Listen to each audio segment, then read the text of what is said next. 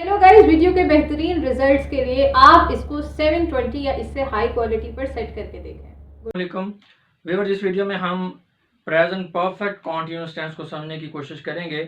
और अगर हम बात करें उर्दू और हिंदी के फ़िक्रात में इस टेंस की पहचान की, तो इस टेंस की जो पहचान है प्रेजेंट कॉन्टिन्यूस टेंस से मिलती जुलती है। यानी कि ऐसे तमाम फ़िक्रात जिनके आखिर में रहा है, रही है, रहे हैं, रही हैं वगैरह आ रहा है, तो ये या तो प्रेजेंट कॉन्टिन्यूस टेंस के होंगे या ये प्रेजेंट परफेक्ट कॉन्टिन्यूस टेंस के होंगे। तो अब इन दोनों में फ़र्क क्या है? जिन फ़िक्रात के अंदर टाइम का रेफरेंस हो वो प्रेजेंट परफेक्ट कॉन्टिन्यूस टेंस के होंगे, जिनमें टाइम का रेफरेंस नहीं होगा वो प्रेजेंट कॉन्टिन्यूस टेंस के होंगे। और आखिर में फ़िक्रों का यही आ रहा होगा। अब जैसे इसमें क्या है, प्रेजेंट परफेक्ट टेंस में टाइम का रेफरेंस है, यानी इतने वक्त से, यानी काम जारी है, ठीक है। और इतने वक्त से का कॉन्सेप्ट आएगा कि मैं 5 बजे से जो है वो खेल रहा हूँ, मैं सुबह से काम कर रहा हूँ, मैं 2 सालों से इस प्रोजेक्ट के ऊपर काम कर रहा हूँ, ठीक है। तो साथ में आप टाइम का रेफरेंस देंगे। टाइम से रेफरेंस से मुराद ये है कि आप बताएंगे कि इतने वक्त से, उसमें या आप टाइम का एग्जैक्ट बताएंगे टाइम, या उसका ड्यूरेशन बताएंगे, और काम जारी होगा, रहा है, रही है वगैरह, ये इसके आखिर में आ रहा होगा। और अगर हम बात करें यूजेज की बात करें तो मैं एक्सप्लेन तो कर चुका हूँ कि प्रेजेंट परफेक्ट कॉन्टिन्यूस टेंस ऐसी सिचुएशन में यूज़ होता है जहाँ पे कोई काम किसी मखसूस वक्त से शुरू हुआ हो या मखसूस दौरानिए से शुरू हुआ हो और वो जारी हो, ख़त्म ना हुआ हो। यानी कि प्रेजेंट कॉन्टिन्यूस टेंस की तरह ये भी, इसमें भी जो आपका काम है, जो फंक्शन है, वो ख़त्म नहीं होता, कंप्लीट नहीं होता, एक्शन वो चल रहा होता है। फ़र्क सिर्फ इसमें यह है कि इसमें टाइम का रेफरेंस आपने देना कि इतने वक्त से ये काम जारी है। और ये मैंने रोमन में भी लिख दिया है, इतने वक्त से रहा है, रही है वगैरह। अगर किसी को उर्दू में नहीं समझ आती, उर्दू लैंग्वेज, तो इनको देख सकता है। तो अगर हम बात करें स्ट्रक्चरल फार्मूला की प्रेजेंट परफेक्ट कॉन्टिन्यूस टेंस की, तो इसमें मेस हमारा जो मेन जो है बेस फार्मूला वो पॉजिटिव और अफर्मेटिव सेंटेंस है। इसकी समझ आ जाए तो बाकियों को ड्राइव करना कोई मुश्किल नहीं होता। तो पहले हम इसकी बात करते हैं। इसमें सबसे पहले सब्जेक्ट होगा, सब्जेक्ट के बाद हैज़ बीन होगा या हैव बीन होगा। अब हैज़ कहाँ पे है, हैव कहाँ पे है, ये भी आपको आगे समझाते हैं। जो वर्ब की फॉर्म होगी वो फर्स्ट फॉर्म के साथ आप आईएनजी लगाएंगे, यानी कि ये आपकी प्रेजेंट पार्टिसिपल फॉर्म होगी या वर्ब की फोर्थ फॉर्म होगी, जैसे कि आप प्रेजेंट कॉन्टिन्यूस टेंस में यूज करते हैं। उसके बाद आप एक्शन की डिटेल बताएंगे कि क्या हो क्या रहा है, क्या एक्शन हो रहा है। और फिर आप सेंस यूज करेंगे, सिंस यूज करेंगे या फॉर यूज करेंगे। और अगर सिंस यूज कर रहे हैं तो फिर ये पॉइंट ऑफ टाइम के लिए आप यूज कर रहे हैं। ये सारी बातें आपको एक्सप्लेन करते हैं। अभी आप फार्मूले पे गौर करें, डिटेल ऑफ एक्शन, सिंस और पॉइंट ऑफ टाइम जी। और दूसरा जो इसका फार्मूला है वो ये है, उसी तरह सब्जेक्ट होगा, हैज बीन होगा या हैव बीन होगा, वर्ब की फर्स्ट फॉर्म के साथ आईएनजी, डिटेल ऑफ एक्शन, और फिर फॉर होगा और पीरियड ऑफ टाइम होगा। इन दोनों जो है स्ट्रक्चर्स हैं, जो स्ट्रक्चर फार्मूलाज हैं, इनमें डिफरेंस सिर्फ यहाँ पे सिंस और फार का ही है। बाकी सब कुछ ठीक है, सेम है। या सिंस होगा एंड पे या फार होगा। अगर सिंस है तो पॉइंट ऑफ टाइम है, और फॉर है तो पीरियड ऑफ टाइम है। अब इन सारी चीज़ों को थोड़ा सा क्लियर करते हैं। Helping verb has been is used with third person singular subject और अ सिंगुलर नाउन। जी, मैंने आपको बताया कि आप सेंटेंसेस के अंदर ये हैज बीन यूज करेंगे या हैव बीन यूज करेंगे। आपने हैज बीन कहाँ पे यूज करना है, हैव बीन कहाँ पे यूज करना है। जैसे कि हमने प्रेजेंट परफेक्ट टेंस में देखा था कि हैव जो है ये थर्ड पर्सन सिंगुलर के साथ यूज होगा या किसी सिंगुलर नाउन के साथ होगा। तो यहाँ पे भी वही है, वही रूल अप्लाई हो रहा है। सिर्फ फर्क यह है कि यहाँ पे हैज के साथ बीन लग गया। तो has been third person singular के साथ ही, शी, इट वगैरह। और अगर कोई सिंगुलर नाउन है, चाहे बेजान है चाहे जानदार है, तो उसके साथ लगेगा हैज बीन। बाकी तमाम पर्सन्स के साथ हैव बीन लगेगा। यानी ये तो होगी एक बात। दूसरी बात आ गई पॉइंट ऑफ टाइम और पीरियड ऑफ टाइम की। पॉइंट ऑफ टाइम क्या होता है? Point of time refers to exact time without the concept of duration. जी, पॉइंट ऑफ टाइम आपको एग्जैक्ट टाइम जब आप बता रहे होते हैं, एग्जैक्ट टाइम को रिफर कर रहे हैं, एक्चुअल टाइम। और इसमें आप ड्यूरेशन का नहीं बता रहे होते कि कितनी देर से, जैसे कि 3 o'clock, 3 बजे से। अब ये तीन, कौन से तीन की बात कर रहे हैं आप? 5 साल पहले के तीन की बात कर रहे हैं, या कल वाले तीन की बात कर रहे हैं? ड्यूरेशन का कोई पता नहीं है, ठीक है ना। 3 बजे की जब हम बात करें कि 3 o'clock से कोई काम मैं कर रहा हूँ, अब ये 3 o'clock आज के हैं, ये परसों के 3 o'clock हैं, या 2 साल पहले के 3 o'clock हैं। ड्यूरेशन का कोई आपको नहीं पता कि दौरानिया क्या है, जस्ट एग्जैक्ट आप टाइम बता रहे हैं 3 o'clock। इसी तरह 9 AM या कोई भी टाइम, या आप क्या लिखते हैं मॉर्निंग, इवनिंग, यस्टरडे, नून, इवनिंग, या आप किसी ईयर को रिफर कर रहे हैं 1973 से, ठीक है। तो इसमें आपका जो ड्यूरेशन का कॉन्सेप्ट नहीं है, एग्जैक्ट आप फिगर बता रहे हैं टाइम की, तो यहाँ ये होता है पॉइंट ऑफ टाइम, और इसके लिए सिंस यूज होगा। यानी जब आप प्रेजेंट परफेक्ट कॉन्टिन्यूस टेंस के अंदर बात कर रहे हैं और टाइम को रिफर कर रहे हैं, और अगर एक्चुअल टाइम है, फिगुरेटिव टाइम है, पॉइंट ऑफ टाइम है, तो फिर सिंस यूज करेंगे। और अगर बात हो रही है ड्यूरेशन की, जैसे कि यहाँ पे अभी whereas period of time refers to duration of time without actual or exact time of happening।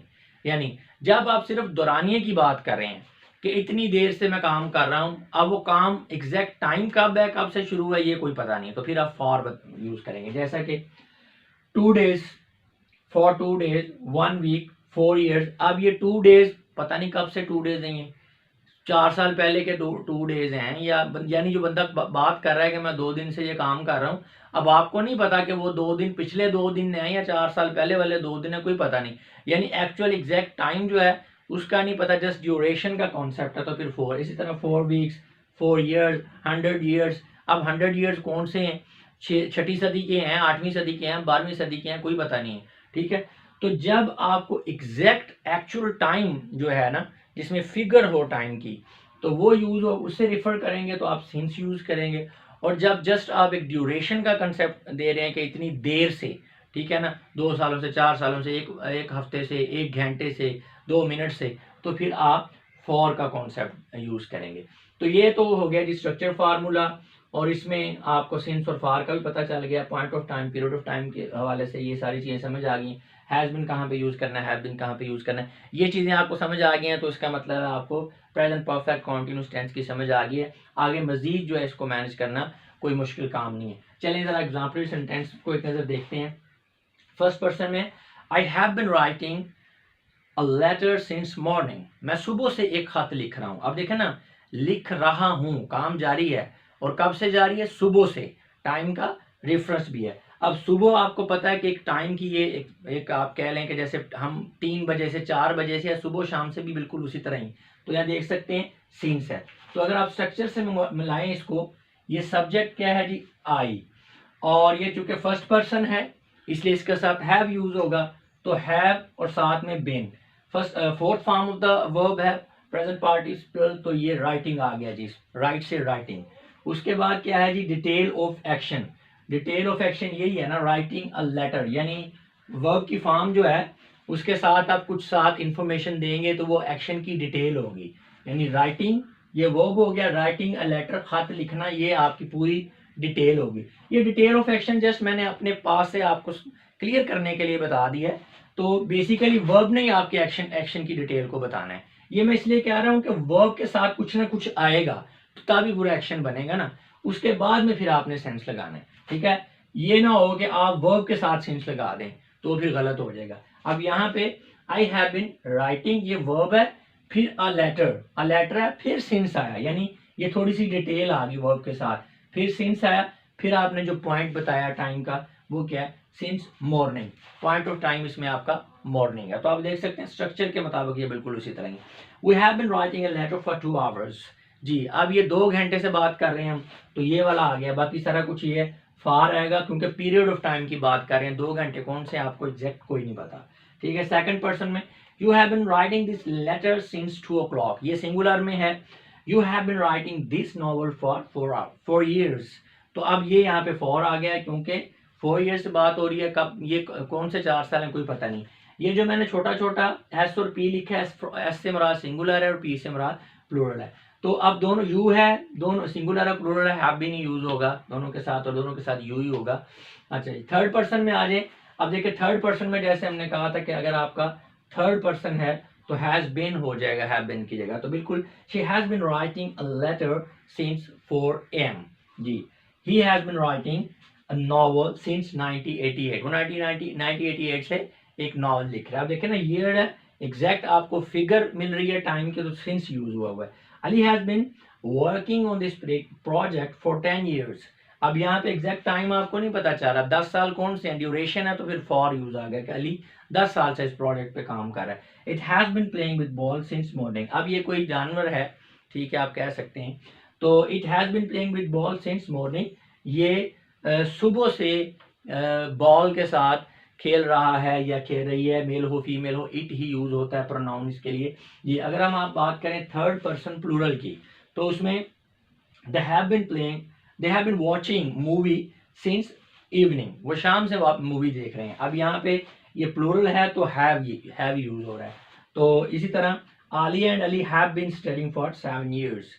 तो आलिया और जो अली हैं, ये अब दोनों मिलेंगे तो ये प्लूरल बन गया, इसलिए इनके साथ हैव बीन आएगा। और चूंकि पीरियड ऑफ टाइम की बात हो रही है कि 7 सालों से कर रहे हैं, तो इसलिए फॉर यूज होगा।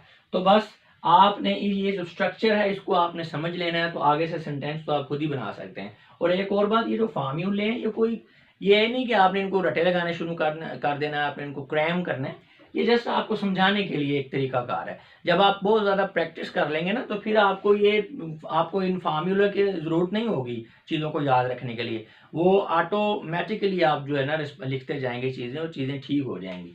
तो ये स्टार्ट में जस्ट आपने इसको, ये आपको एक स्ट्रक्चर दे रही है, ये कह रहे नोट्स हैं, ताकि शुरू में जो नए लोग हैं उनके लिए आसानी हो। तो एग्जाम्पली सेंटेंसेस को तो हम बाद में देखते हैं। अभी हमने जो हमारी स्ट्रक्चर है, बेसिक स्ट्रक्चर, उसको हमने समझ लिया है। आपको पता है सेंटेंसेस की 4 टाइप्स होती हैं। एक होता है आपका पॉजिटिव या अफर्मेटिव सेंटेंस, फिर नेगेटिव होता है, इंट्रोगेटिव होता है, इंट्रोगेटिव नेगेटिव होता है। तो अभी हमने ये जो पॉजिटिव अफर्मेटिव सेंटेंस को देख लिया है। तो अब 3 तरह के हमारे नेक्स्ट सेंटेंस रह गए हैं। हम उनके जो सेंटेंसेस हैं उनको बाद में देखेंगे। हम पहले तीनों की जो है ना, जो बकाया रह गए हैं, उनकी स्ट्रक्चर्स को कंपेयर करते हैं, क्योंकि जब इकट्ठा आप स्ट्रक्चर को देखेंगे ना कंपेयर करके, तो वो आपको इजीली समझ भी आएगा और याद भी रहेगा जी। तो ये स्ट्रक्चर फार्मूला है जी आपका बेसिक फार्मूला अफर्मेटिव सेंटेंस का। इससे आपने जब नेगेटिव बनाना है तो क्या चेंज करना है, वेरी सिंपल, जस्ट आपने ये जो आपका हैज है या हैव है, इसके साथ नॉट लगा देना है, बस, और कुछ नहीं करना। मैंने आपको पहले भी बताया, ये एक यूनिवर्सल रूल है कि जब आपने नेगेटिव बनाना है सेंटेंस को, किसी पॉजिटिव सेंटेंस को नेगेटिव बनाना है, तो उसमें आपने नॉट यूज करना है। और नॉट यूज कहाँ पे करना है, हेल्पिंग वर्ब के बिल्कुल साथ। अगर आपका हेल्पिंग वर्ब एक से ज्यादा वर्ड्स पर मुश्तमिल है तो पहले वर्ड के साथ, ये नहीं कि हैव बीन नॉट कर दें आप या हैज बीन नॉट कर दें, वो गलत हो जाएगा। अगर एक वर्ड पे आपका हेल्पिंग वर्ब पर मुश्तमिल है, एक वर्ड पे, तो इमीडिएटली आपने उसके साथ ही आपने लगा देना जी नॉट को। अगर दो वर्ड्स पर मुश्तमिल है या 3 वर्ड्स पर भी मुश्तमिल है, तो बल्कि 3 पे तो शायद होगा ही नहीं, तो आपने फर्स्ट जो आपका वर्ड होगा उसके साथ आपने नॉट लगाना है। अगर ये फार्मूला याद रख लें, कभी भी नेगेटिव सेंटेंस बनाते हो गलती नहीं होगी आपको, ठीक है, क्योंकि इसमें पोजीशन ही मैटर करती है। नॉट को आपने इधर उधर कर दिया, सेंटेंस गलत हो गया जी। अब देखें स्ट्रक्चर, देखें आप, वही है, सब्जेक्ट है, ठीक है, हैज हैव है, उसके बाद नॉट है, बीन है, first form of the verb है, और प्लस आईएनजी है। ये मैंने समझाने के लिए आपको कर दिया first form of the verb plus I N G, ताकि आपको मुश्किल ना लगे। यहाँ पे आप डायरेक्ट प्रेजेंट पार्टिसिपल भी इसको कह सकते हैं। डिटेल ऑफ एक्शन है, यानी वर्ब के साथ कुछ इजाफी जो वर्ड्स होंगे उन्हें डिटेल ऑफ एक्शन समझ लें। फिर आप सिंस यूज करेंगे या फॉर यूज करेंगे। रेफरेंस ऑफ टाइम, यानी पॉइंट ऑफ टाइम होगा या पीरियड ऑफ टाइम होगा। तो ये आप इस स्ट्रक्चर में सिर्फ नॉट का फर्क है, जो कि ये जो आपका हेल्पिंग वर्ब है पहले के साथ यानी हैज और हैव के साथ लगा रही है जी। अब अगर हम बात करें structure formula of interrogative sentence की, तो उसमें आप बेस फॉर्म से अगर इसको कंपेयर करें तो सिंपल, कुछ भी नहीं करना, आपने हैज और हैव जो है इसको सब्जेक्ट से पहले ले जाना है। अगर हैज है तो उसको सब्जेक्ट से पहले ले जाए, हैव है तो उसको सब्जेक्ट से पहले ले जाए। मैच कर लेंगे आप इसके साथ, हैज हैव पहले चला गया ये वाला, ठीक है, लेकिन ये याद रहे बिन को नहीं मूव करना, ये ना हैज हैव बिन भी साथ ही ले जाए आप। जस्ट आपने हेल्पिंग जो मेन हेल्पिंग वर्ब है उसको लेकर जाना है। तो हैज हैव बाकी वैसे का वैसे रह जाएगा, सब्जेक्ट है, लेकिन ये हैज और हैव पीछे चला गया, सब्जेक्ट और फिर बिन, सब्जेक्ट बिन बाकी वही है, first form of the verb plus I N G, detail of action, since हो गया, फार होगा, रेफरेंस ऑफ टाइम होगा, साइन ऑफ इंट्रोगेशन तो होगी क्योंकि इंट्रोगेटिव सेंटेंस है। तो सिंपल क्या है कि आपने सिर्फ जो मेन आपका हेल्पिंग वर्ब है उसको सब्जेक्ट से आगे ले जाना है, ठीक है। अब आगे ये आपका इंट्रोगेटिव नेगेटिव जो स्ट्रक्चर है, मैं आपको पहले भी बता चुका हूं कि जब आपने इंट्रोगेटिव सेंटेंस जो है ये बनाना होता है तो इसे पॉजिटिव सेंटेंस से ड्राइव किया करें, और जो आपका इंट्रोगेटिव नेगेटिव सेंटेंस है इसको आप जो है नेगेटिव सेंटेंस से ड्राइव किया करें। इसमें कोई हार्ड एंड फास्ट रूल नहीं है, आपका जैसे दिल चाहे आप कर लें। आप डायरेक्टली अफर्मेटिव सेंटेंस से भी चारों बना सकते हैं। मैंने जैसे आपको पहले बताया, जब आपकी प्रैक्टिस अच्छी हो जाएगी तो फिर आपको ये फार्मूलों में बारीकियों में पढ़ने की ज़रूरत ही नहीं रहेगी। लेकिन स्टार्ट में थोड़ा आपको प्रॉब्लम आ सकता है, तो इसलिए भी ये ईजी हो जाता है क्योंकि इनकी स्ट्रक्चर्स मिलती जुलती हैं। मैं भी आपको समझाऊंगा। जब हमने ये जो ड्राइव किया है इंट्रोगेटिव सेंटेंस को अफर्मेटिव सेंटेंस से, तो क्या किया था, हैज और हैव को निकाल के सब्जेक्ट से पहले ले गए थे। इसी तरह जब हमने इंट्रोगेटिव नेगेटिव सेंटेंस को ड्राइव करना है नेगेटिव सेंटेंस से, तो क्या करना है, वैसे ही बिल्कुल हैज और हैव को निकाल के सब्जेक्ट से पहले ले गए। अब ये स्ट्रक्चर देखें। अब आपने इसी को, ये अब आपकी नेगेटिव सेंटेंस है, इसी को आपने इंट्रोगेटिव नेगेटिव में कन्वर्ट करना है। बाकी सारा कुछ वैसे रहेगा, ये हैज या हैव उठा के आपने सब्जेक्ट से पहले ले जाना। तो आप मैच कर सकते हैं, इसको कंपेयर कर सकते हैं। देखें सब्जेक्ट से यानी ये हैव नॉट वहां पे था, हैज और हैव नॉट, हैज और हैव को आप बाहर ले गए, सब्जेक्ट आपका वहीं पे आ गया, उसको नहीं छेड़ना, नॉट को भी नहीं छेड़ना, बीन भी वैसे ही है, first form of the verb I N G, detail of action, since for है, और फिर रेफरेंस ऑफ टाइम है, यानी पॉइंट ऑफ टाइम होगा या पीरियड ऑफ टाइम है, उसी लिहाज से आप सिंस फॉर भी करेंगे और साइन ऑफ इंट्रोगेशन तो होगा। यहाँ पे ये गलती नहीं आपने कर लेनी कि हैज हैव है तो साथ हैज हैव के आप बिन को ले जाएं आगे सब्जेक्ट से पहले ले जाएं, या नॉट को सब्जेक्ट से पहले ले जाएं, ये गलत हो जाएगा। बस सिंपल ये है। अब फिर मैं सारों को रिपीट कर रहा हूँ कि पॉजिटिव सेंटेंस में तो आपको पता लग गया है जो बेसिक स्ट्रक्चर है। जब आपने नेगेटिव बनाना है तो हैज या हैव के साथ इमीडिएटली नॉट लगा देना है। जब आपने इंट्रोगेटिव बनाना है तो हैज या हैव को सब्जेक्ट से पहले ले जाना और बाकी सेंटेंस में कोई चेंजिंग नहीं करनी। जब आपने इंट्रोगेटिव नेगेटिव बनाना है तो जो आपका नेगेटिव सेंटेंस है उसको देखते हुए आपने हैज और हैव को सेंटेंस से पहले ले जाना है, और जो आपका नॉट है वो सब्जेक्ट के बिल्कुल इमीडिएटली होगा। या ये भी आप याद इस तरह से याद कर लें कि है, जब आपने इंट्रोगेटिव नेगेटिव बनाना है हैज हैव को आप सब्जेक्ट से पहले ले जाएंगे और नॉट को सब्जेक्ट के बिल्कुल साथ रखना है। बाद में बाकी स्ट्रक्चर वैसे रहेगा, बीन आर और बाकी सारी वो चीज़ें। तो उम्मीद है कि आपको ये स्ट्रक्चर समझ आ गई होगी। अगर आपको ये समझ आ गया तो सेंटेंस तो आप खुद ही बना सकते हैं, लेकिन चलें थोड़ा सा इसको मजीद कर लेते हैं जी। अगर structure formula of negative sentence हमने देख लिया है, एग्जाम्पल सेंटेंसेस की अगर बात करें, I have not been writing a letter since morning. मैं सुबह से खत नहीं लिख रहा हूँ जी। अब देखें जरा इस फार्मूले से मिलाएं इसको। सब्जेक्ट आ गया जी आई, हैज और हैव आ गया क्योंकि फर्स्ट पर्सन है, नॉट आ गया जी, आगे बिन आ गया, first form of the verb plus ING आ गया, राइटिंग, आ लेटर, ये डिटेल ऑफ एक्शन में ऐड होगी चीज। आगे चूंकि यहाँ पे मॉर्निंग है तो ये पॉइंट ऑफ टाइम है तो इसलिए यहाँ पे सिंस आ गया। ठीक है, तो अगर वी है तो वी में भी ऐसे ही होगा, we have not been writing a letter for 2 hours, हम 2 घंटे से खत नहीं लिख रहे हैं। अब चूंकि यहाँ पे पीरियड ऑफ टाइम है तो फिर यहाँ पे फॉर आ गया है। इसी तरह अगर हम बात करें सेकंड पर्सन की, you have not been writing this letter since 2 o'clock, आप 2 बजे से ये खत नहीं लिख रहे हैं। अब 2 o'clock आ गया, पॉइंट ऑफ टाइम है तो सिंस आ गया। आगे देखें, you have not been writing this letter since 2 o'clock जी। आपका जो सेकंड पर्सन है, चाहे सिंगुलर है चाहे प्लूरल है, वो यू ही होता है। आप एक बंदे से मुखातिब हैं या 10 बंदों से मुखातिब हैं तो यू ही यूज करेंगे और बाकी स्ट्रक्चर सेम ही रहेगी। ये थर्ड पर्सन सिंगुलर में आ जाए तो she has not been writing a letter since 4 AM, वो 4 बजे से खत नहीं लिख रही है। पॉइंट ऑफ टाइम है तो सिंस है। He has not been writing a novel since 1988, वो 1988 से जो है नावल नहीं लिख रहा है। Ali has not been working on this project for 10 years, Ali 10 साल से इस प्रोजेक्ट पे काम नहीं कर रहा है। It has not been playing with the ball since morning, ये सुबह से बॉल के साथ नहीं खेल रहा है या नहीं खेल रही है। थर्ड पर्सन प्लूरल की बात करें, they have not been watching movie since evening, वो शाम से मूवी नहीं देख रहे हैं। इवनिंग है, पॉइंट ऑफ टाइम है तो सिंस यूज हुआ हुआ है। Alia and Ali have not been studying for 7 years, Alia और अली जो है वो 7 सालों से स्टडी नहीं कर रहे हैं। अब ये ड्यूरेशन है तो फॉर आ गया। मेरा ख्याल अब सिंस फॉर आपको क्लियर हो गया। अब बार बार मैं इसको मजीद नहीं हर फिक्रे के साथ बोलूँगा, जस्ट इसको रीड करते जाते हैं। ये याद रखें, छोटा ये जो मैंने ब्रैकेट के अंदर स्मॉल एस है, इससे मुराद सिंगुलर है और पी से मुराद प्लूरल है। तो फर्स्ट पर्सन सिंगुलर की बात करें, have I been writing a letter since morning, क्या मैं सुबह से खत लिख रहा हूँ। Have we been writing a letter since morning, क्या हम सुबह से खत लिख रहे हैं। Have you been writing a letter since morning, क्या आप सुबह से खत लिख रहे हैं? Have you been writing a letter since morning, plural में भी वही होगा। अच्छा ये अगर थर्ड पर्सन सिंगुलर में आ जाए, has she been writing a letter since 4 AM, क्या वो 4 बजे से खत लिख रही है? Has he bin writing a novel since 1988, क्या वो 1988 से खत लिख रहा है? Has Ali bin working on this project for 10 years, क्या अली 10 सालों से इस प्रोजेक्ट पे काम कर रहा है? Has it been playing with the ball since morning, क्या ये सुबह से इस बॉल के साथ जो है खेल रही है या खेल रहा है?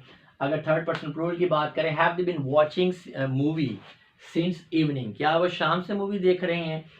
Have Ali and Alia been studying for 7 years, क्या अली और आलिया 7 सालों से स्टडी कर रहे हैं? अगर हम आ जाए इंट्रोगेटिव नेगेटिव सेंटेंस में, अच्छा इंट्रोगेटिव नेगेटिव सेंटेंस क्यों बनाया क्यों जाता है? असल तो चीज़ यही है कि आप सवाल कर लिए बस, इंट्रोगेटिव ही एनफ है। इंट्रोगेटिव नेगेटिव सेंटेंस भी यूज़ होता है, वो ऐसी सिचुएशन में यूज़ होता है जब आप किसी से क्वेश्चन पूछ रहे हैं और आप एक्सपेक्ट कर रहे हैं कि अगला बंदा नेगेटिव रिप्लाई करेगा, तो फिर आप इंट्रोगेटिव नेगेटिव जो है आप जो आपकी टाइप होती है सेंटेंस की, जैसे आप किससे पूछ रहे हैं यार तुमने खाना नहीं खाया, तो एक्चुअल में आप एक्सपेक्ट कर रहे हैं कि वो बंदा नेगेटिव में रिप्लाई करे कि जी मैंने खाना नहीं खाया। Have I not been writing a letter since morning, क्या मैं सुबह से खत नहीं लिख रहा हूँ? Have we not been writing a letter since morning, क्या हम सुबह से खत नहीं लिख रहे हैं? अब ये फर्स्ट पर्सन प्लूरल था, इसी तरह सेकंड पर्सन चाहे सिंगुलर है चाहे प्लूरल है, स्ट्रक्चर सेम ही रहेगी, यू ही आएगा। Have you not been writing a letter since morning, क्या आप सुबह से खत नहीं लिख रहे हैं?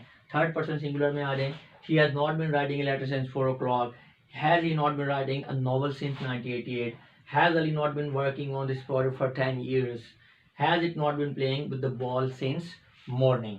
अगर थर्ड पर्सन प्लूरल की बात करें, have they not been watching movie since evening, क्या वो 9 बजे शाम से मूवी नहीं देख रहे हैं?